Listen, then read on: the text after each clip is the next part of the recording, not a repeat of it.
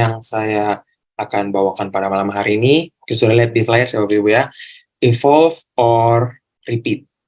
Yang dalam bahasa Indonesianya adalah berkembang atau berubah juga bisa masuk sih, tapi berubah ya bisa masuk. Evolve maksudnya lebih kepada evolusi. Evolusi bukan evolusi yang dulunya kera itu yang teori Darwin itu ya Bapak Ibu, bukan yang itu, tapi dalam artian evolusi kita di dalam diri kita mengevolusikan apa yang dulunya kita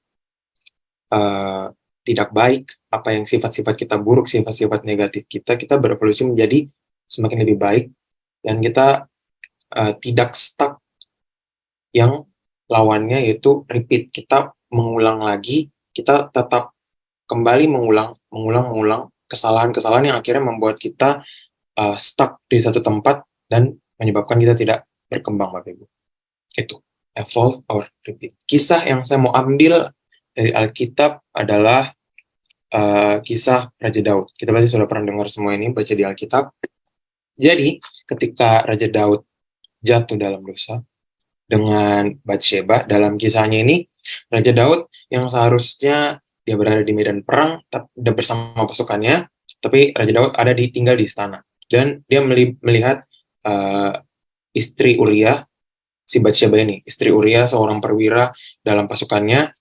Dia melihat si Batsheba pada saat Batsheba mandi, dan akhirnya dia jatuh cinta kepadanya. Lalu Daud kemudian berdosa dengan Batsheba. Bahkan Daud sampai mempunyai pemikiran yang sangat-sangat buruk. Dia menaruh Uria di paling depan di pasukannya dalam pertempuran yang paling hebat, dan dia suruh pasukannya ditarik mundur dan tinggalin Uria sendiri. Akhirnya tewas Uria. Akhirnya Nabi Nathan datang kepada Daud, dan dia mengungkapkan dosa dan kesalahannya melalui sebuah cerita, dan kira Daud tersadar akan kesalahannya dan dia bertobat. Nah Bapak Ibu, kita bisa melihat pilihan yang dihadapkan pada Daud di sini ada dua. Yang pertama, mengulangi kesalahan. Daud bisa aja ketika dia ditegur, dia memilih untuk menutupi dosanya meskipun ditegur sama Nabi Nathan.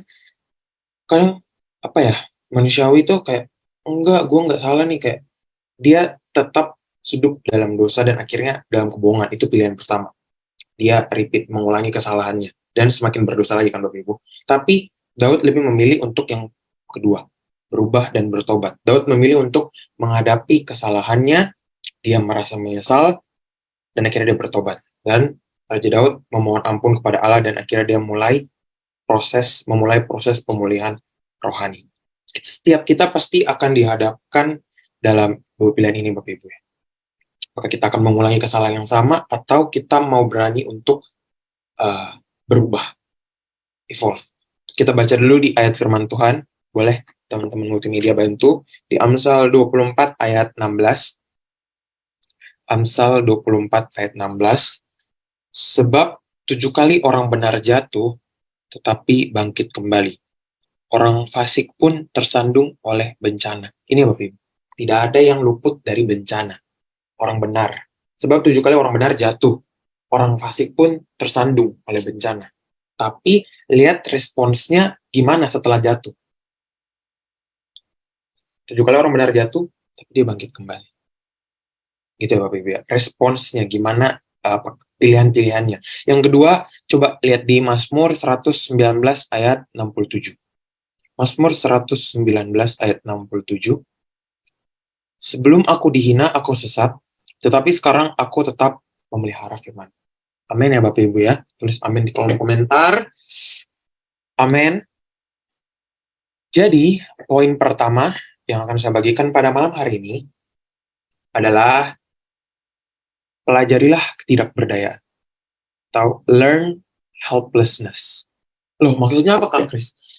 Jadi, Bapak Ibu pernah nggak kita merasa apa yang kita lakukan itu sia-sia? Kayak semua usaha yang dilakukan itu pasti gagal. Sebenarnya nggak ada yang sia-sia sih. Cuman kita manusiawi, daging itu pasti ngerasa kayak, aduh ngapain nih aku lakukan ini? Kayaknya lebih mending aku nggak bikin daripada aku bikin terus rugi. Itu kadang juga terjadi pada saya Bapak Ibu. Kadang-kadang kayak hopeless banget sama seseorang atau sama kondisi yang sedang dialami. Contoh, misalkan ya Bapak Ibu kesaksian aja ya. Saya di Jakarta puji Tuhan ditempatkan untuk yang menentukan jadwal pelayanan setiap bulan. Misalkan kayak yang bagian asyar atau yang bagian musik atau yang macam-macam, itu puji Tuhan saya yang ditempatkannya. Nah, misalkan saya ada orang nih yang dijadwalkan kan, gak usah bilang nama. Ada orang yang dijadwalkan. Terus udah sebenarnya itu kan jadwalnya udah jauh-jauh hari. Kadang tuh paling telat biasa awal bulan sebelum hari Minggunya, atau yang paling cepat itu biasa akhir bulan sebelum bulan baru. Akhir minggu, ya akhir bulan sebelum bulan baru. Itu udah dikeluarin jadwalnya. Jadi kan itu masing-masing pasti di PC, di personal chat gitu Bapak Ibu ya. Halo Kak, ini bisa nggak jadwal ini? Halo, bisa nggak jadwal ini, minggu ini. Bisa. Jawabnya bisa. Nah, kalau mau ganti kan etisnya jauh-jauh hari lah ya, supaya kayak kita bisa cari orang baru, aku bisa cari orang baru, terus gantiin. Kadang kalau H-1 pun nggak apa-apa, masih oke banget H-1 kayak ya udahlah nggak apa-apa lah, mungkin agak kesel dikit tapi ya udahlah masih mending dikabarin. Yang lebih ini yang bikin kadang tuh uh, mengalami apa ya hopeless banget tuh di hari Minggu dibatalin. Kalau satu kali nggak apa-apa, kadang ini sampai kayak 4-5 kali bahkan lebih yang akhirnya kepikiran tuh kayak ini sebenarnya uh, yang butuh Tuhan siapa? Dia yang butuh Tuhan atau Tuhan yang butuh dia gitu ya. Sampai akhirnya jadi kepikiran juga ya ya udahlah nggak apa-apa. Tuhan aja masih kasih kesempatan pada kita untuk memperbaiki kesalahan, masa nggak bisa kasih kesempatan untuk orang lain juga. Akhirnya ya udah mulai belajar. Saya sharing ini untuk ke Bapak Ibu juga, tapi pelajaran juga kepada saya Bapak Ibu ya. Itu kesaksian saya. Jadi masih memberi coba kesempatan untuk orang lain gitu. Yang penting kitanya aja, mau perspektif orang lain pada kita gimana, yang penting kita perspektif apa, kita punya hati benar dengan Tuhan gitu ya Bapak Ibu ya. Atau mungkin di luar sana Bapak Ibu ada yang dalam bisnis, dalam usaha, pasti ada aja buntunya. Entah modalnya habis, entah kena tipu, atau dihianati rekan kerja, atau apalagi diputusin pacar, sampai akhirnya hal-hal yang lain sampai akhirnya nggak mau mulai lagi, nggak mau misalkan dalam bisnis nggak mau berbisnis lagi. Nah, ada penelitian oleh seorang ahli psikolog yang bernama Martin Luther, bukan Bapak Ibu, Martin Luther, Martin P. Seligman. Ini adalah seorang ahli dalam psikolog. Pada tahun 1967 dia bereksperimen pada dogi, anjing ya Bapak Ibu. Jadi ada 2 anjing ditaruh di 2 kandang yang sama, cuman ditaruhlah 2 anjing ini dalam 2 kandang yang sama.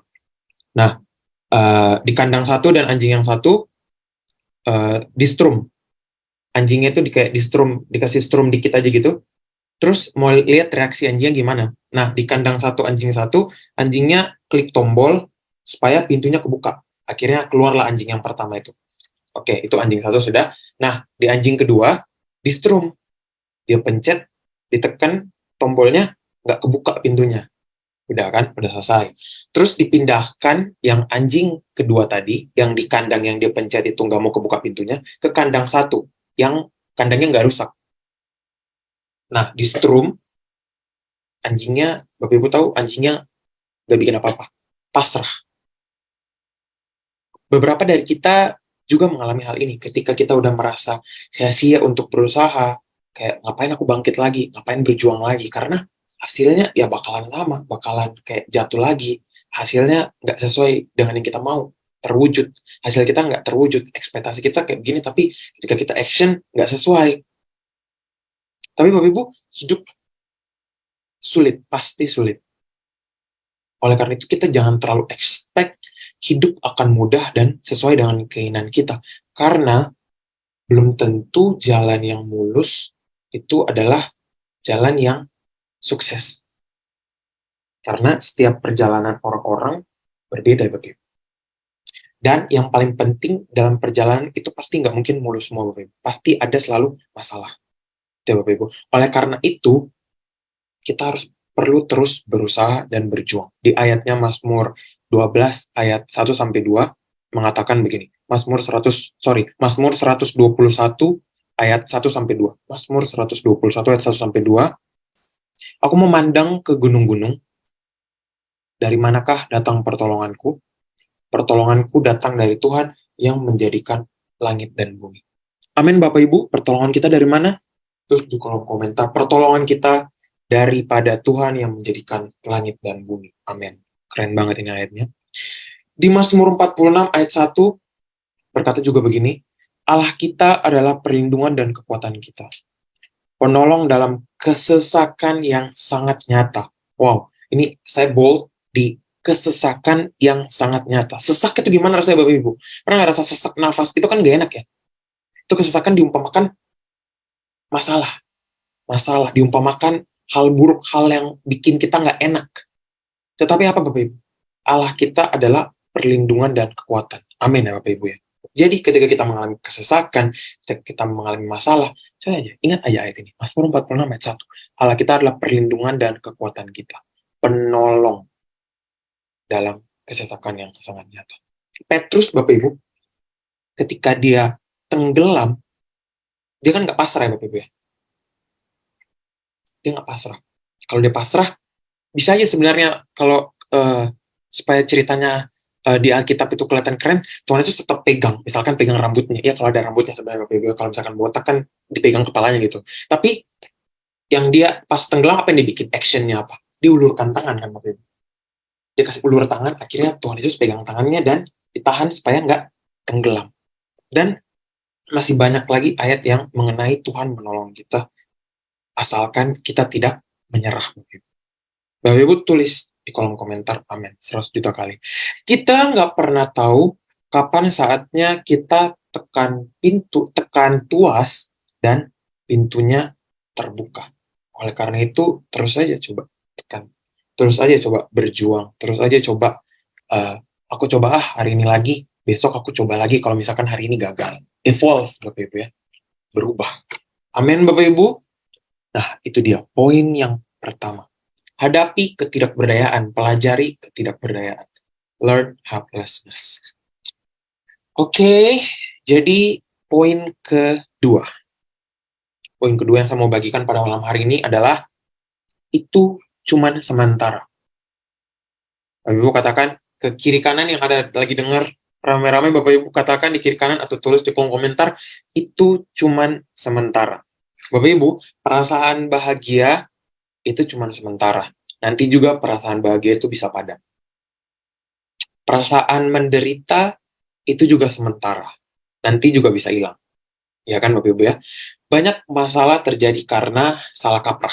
Yang pertama adalah ketika kita berpikir bahwa kita akan bahagia setiap waktu.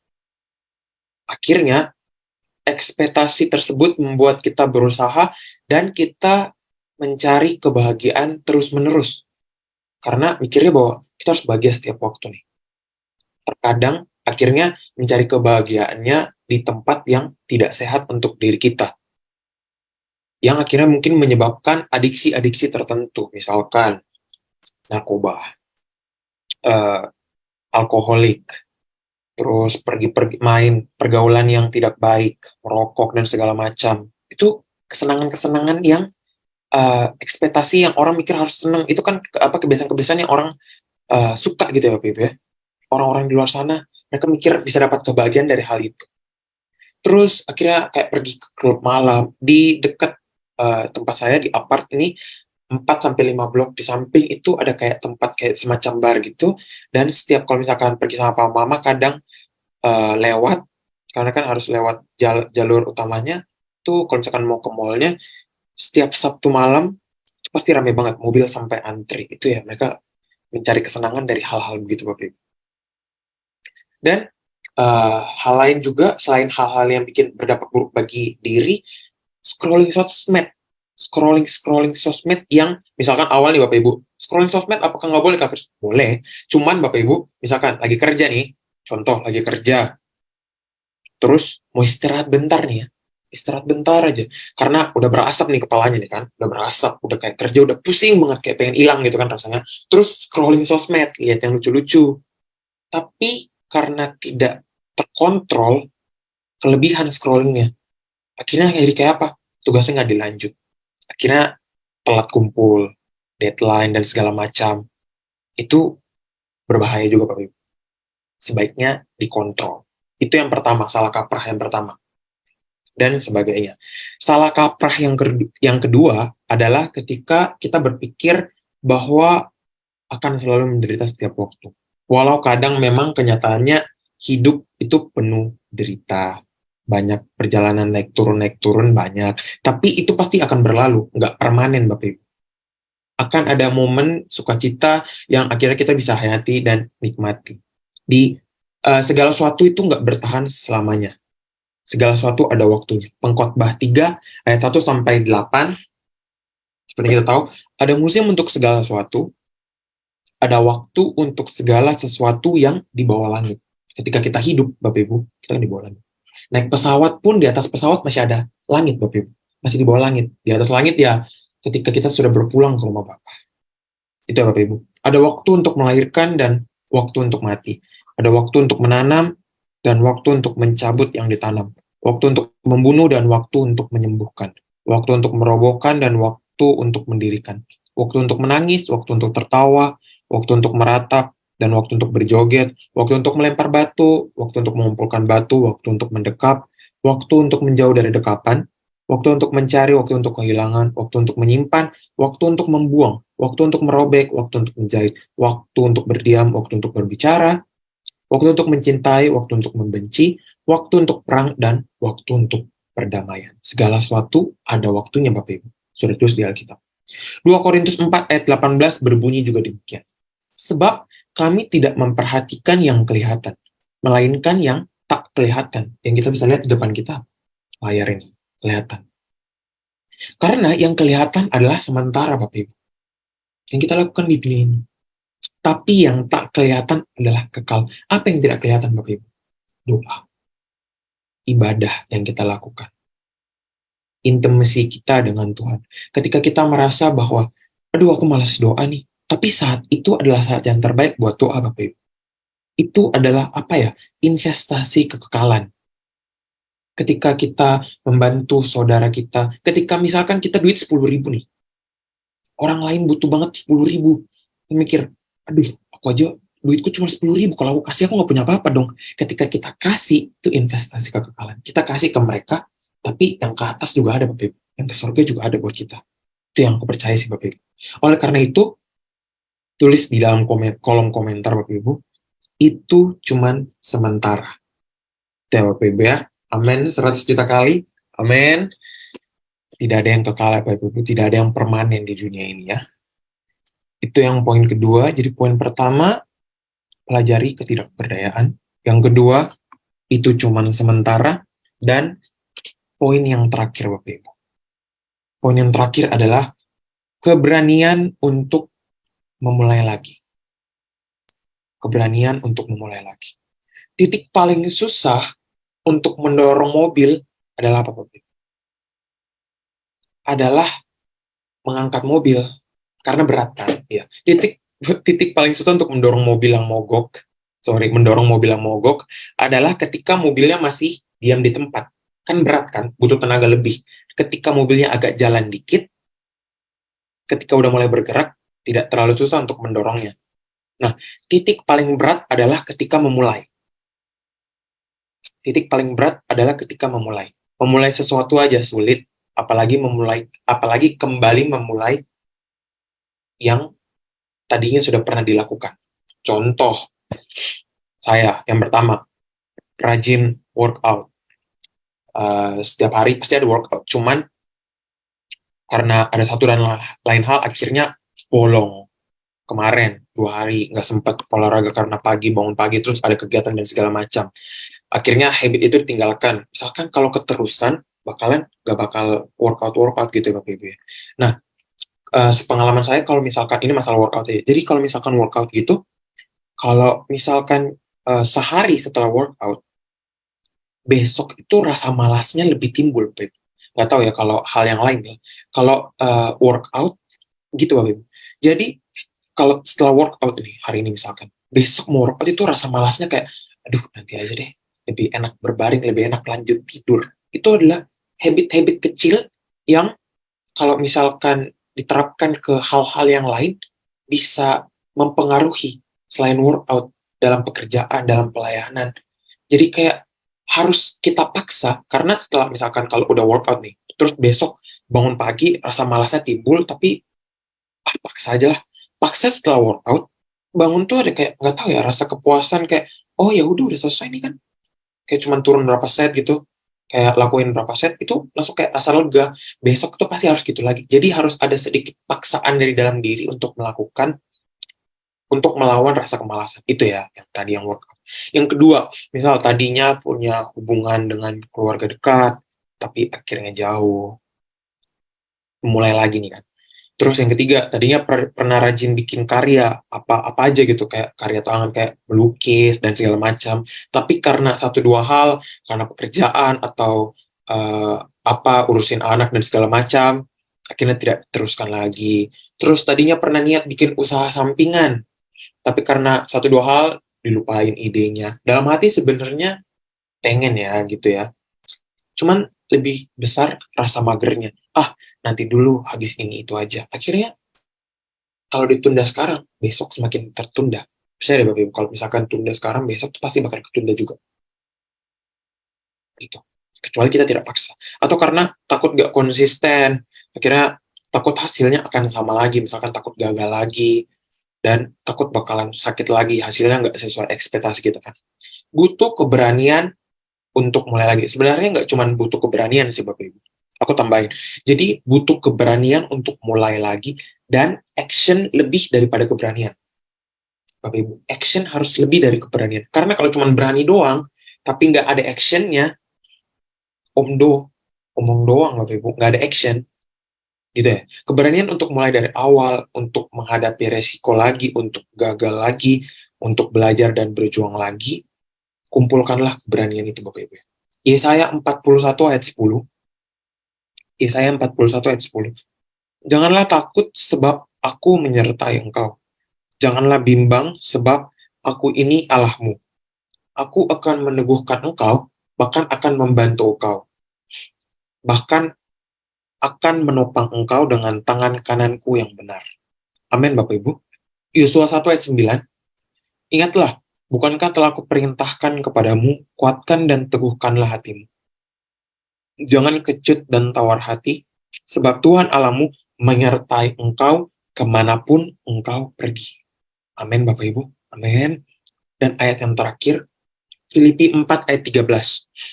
Aku dapat melakukan segala sesuatu di dalam Dia yang memberi kekuatan kepadaku. Oke Bapak Ibu. Jadi kesimpulannya apa? Dari ketiga poin ini. Dari poin yang pertama, dari pelajarilah ketidakberdayaan, learn helplessness. Terus yang kedua, itu cuma sementara. Dan yang ketiga, keberanian untuk memulai lagi. Dan action yang lebih besar adalah tergantung dari diri kita sendiri. Apakah kita mau mulai kembali? Apakah kita mau evolve? Apakah kita mau evolusi? Ataukah kita mau stuck di satu tempat, kita repeat over and over, kita overthinking, kita terus kembali ke masa lalu. Aduh, tapi kan memulai usaha, tapi kan aku pernah gagal, tapi kan kembali terus ke Bapak Ibu. Gak bakalan berubah. Apa yang dulu menjadi penghalang bagi setiap kita yang sebenarnya kembali ke hal itu, tapi Tuhan punya tujuan dan masa depan bagi setiap kita umatnya. Amin Bapak Ibu. Karena masa depanmu sungguh ada dan harapanmu tidak akan hilang. Amin Bapak Ibu, ketik dulu di kolom komentar. Amin. Amin unlimited semuanya. Puji Tuhan Bapak Ibu. Bapak Ibu, saya mau berdoa buat setiap kita yang hadir pada malam hari ini di YouTube, Facebook, maupun Zoom, maupun yang ada pokok doa di WhatsApp. Bapak Ibu, mari kita bersatu dalam doa. Tuhan Yesus yang baik, Tuhan terima kasih atas setiap firman yang telah hamba-Mu sampaikan pada malam hari ini. Tuhan, kiranya apa yang hamba-Mu sampaikan tidak lewat sia-sia Tuhan, tapi tertanam dan bertumbuh di dalam hati setiap kita yang mendengarkannya Tuhan Yesus. Dan hamba-Mu mau berdoa ketika kami semua melewati perjalanan yang berlika-liku, kami melewati masalah, kami mempunyai problem pergumulan dalam kehidupan kami setiap harinya Tuhan Yesus. Kami yakin percaya ketika kami mau mengambil tindakan, ketika kami mau berpegang kepada Engkau, maka Engkau akan membantu kami, Engkau akan mengulurkan tangan-Mu, dan kami akan bisa melewati setiap permasalahan yang kami hadapi Tuhan Yesus. Dan kami juga berdoa terkhusus buat setiap Bapak Ibu yang hadir pada malam hari ini, yang mengalami permasalahan, mau dalam hal kesehatan, dalam hal keluarga, hubungan, dalam hal ekonomi, dalam hal studi. Tuhan, kami yakin dan percaya Engkau hanya memberikan masalah-masalah ini sebagai ujian dalam hidup kami masing-masing. Agar ketika kami bisa melewatinya, kami bisa melihat bahwa, oh Tuhan hanya menguji kami pribadi kami masing-masing dan kami bisa melewatinya. Dan kami bisa lulus, kami bisa naik level, dan kami bisa menjadi contoh, kami bisa menjadi kesaksian bagi orang-orang yang ada di sekitar kami, dan kami bisa membagikan kesaksian itu, dan semakin banyak orang yang terberkati Tuhan Yesus. Ini saya doa kami pada malam hari ini Tuhan, di dalam nama kami bisa berdoa, haleluya. Amin. Terima kasih Bapak Ibu.